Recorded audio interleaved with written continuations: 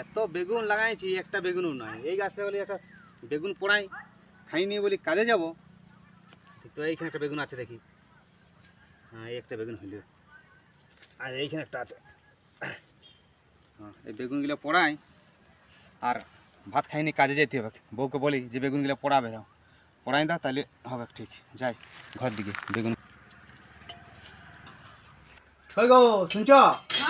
Hello, এই বেগুনগুলো একটু পোড়াও না। এখানে দিয়ে যাও। পোড়াও, হ্যাঁ হ্যাঁ, এই যা করে আমি আসছি এখনই।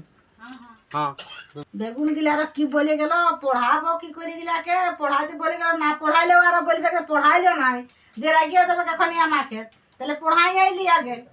ও আ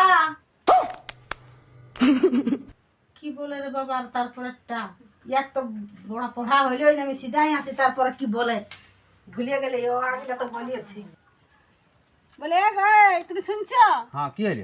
বলে ও বলার পর তারপরে কি বলে, ওটা রসই বলে, ওইটা নিয়ে কি করবে তুমি? তা আমি পড়াচ্ছি, ওই জন্য আমি বলছি, তারপরটা ভুলিয়ে গেছি। ইয়ার কাকে পড়াচ্ছি রে?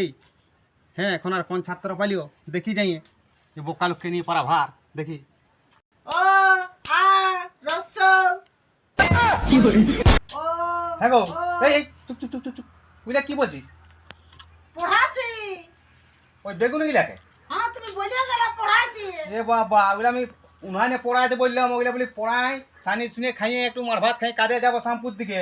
সারা তুমি পাগল, সেটা বললে কোন, তুমি বললে পড়াও এগুলি। পাগলকে নিয়ে পারা ভার রে বাপ। বেগুন গুলা পড়াইতে বলেছি, ওরা পড়াচ্ছি। আচ্ছা রে বাবা, বাবা রে বাবা রে বাবা রে।